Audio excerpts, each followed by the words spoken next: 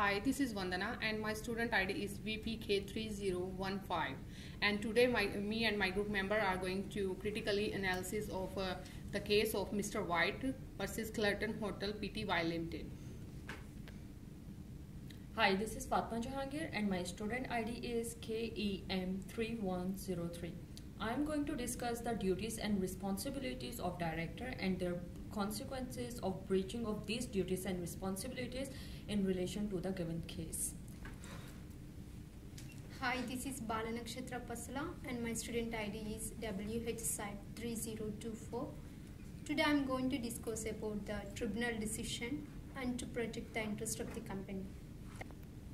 Hi, this is Riya Kaushal and my student ID is DY31428, and I am going to discuss the relevance of the decision of the case. Thank you. Today we are going to discuss the case of Mr. White versus Carlton Hotel Pty Limited. In this case, Mr. Whitehouse, the permanent director of the company, allowed share to their family members, but after his wife's death, he allowed her shares to his son without his daughter's consent and the other director's consent. He made this all decision in improper purpose and without the good faith. Because of this, he breached his duty. The other member of the company, they took him into the court, and in the court he admitted that he did all these things just for personal purpose. Fatima will explain more. I am going to discuss the duties and responsibilities of directors. Section 181 of the Company's Constitution Act states that a director of the company supposed to exercise their powers and discharge their duties in the good faith and in the best interest of the company. We divide the duties and responsibilities of the director under three different categories, which are: number one is common law duties, then statutory duties, and the last one is duties under company's constitution. However, the core of all these duties is that the director should act bona fide and to avoid conflict of interest. Also, he should make proper use of his powers.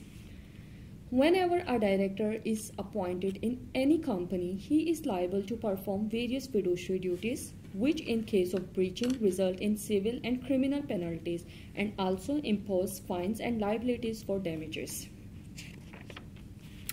In relation to the case, we can observe that the director exercises duty in clandestine fashion.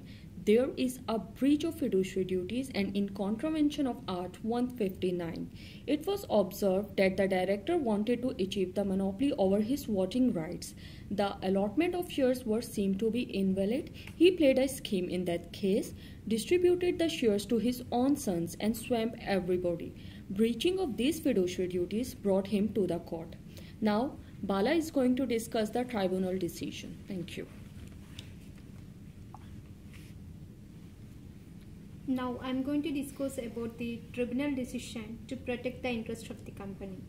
Under the Corporation Act, it has been clearly said that Charles McDonald Whitehouse is the permanent director of the Queen Street Hotel Properties Limited for controlling and protecting the shares of the company. According to Mental Hygiene Act 1935, if the director have been suffering from mental illness, then the shareholder should appoint the new director with proper diligence and integrity.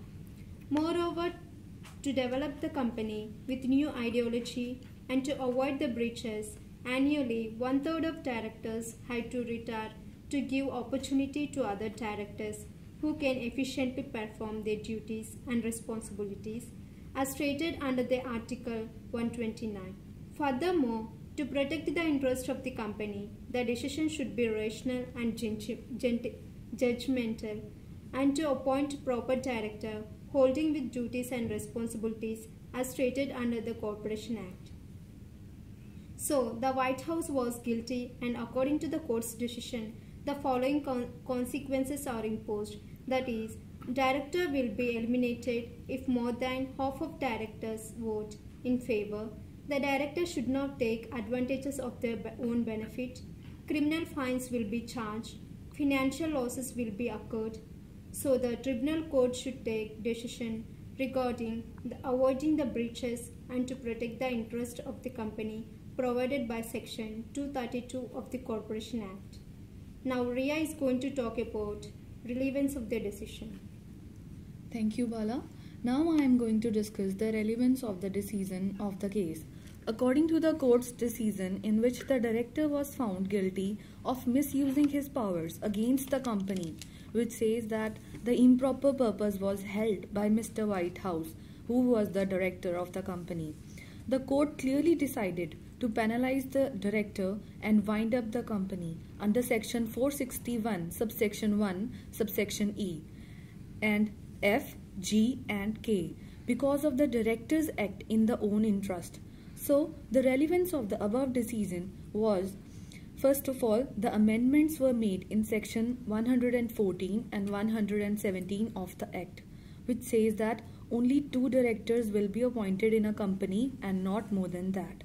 Secondly, unless otherwise stated in the general meeting of the company, only 4 members will be appointed. Thirdly, the powers of the directors must be differentiated from the powers of the other members of the company so that the director cannot act in his own interest. Now, the whole conclusion of the case will be explained by Vandana. Thanks, Ria. In conclusion, in this case, director failed to perform his duties comes under common law and legislation. He didn't perform duty of good faith and he makes improper use of his position. Under the Corporate Act, the avoiding the breach of the director's duty and responsibilities, 1/3 of the director should be retired annual basis so the company can give opportunity to other directors. But in this case, director don't want to give chance to other directors. He just want to monopoly in the voting power. So, thank you.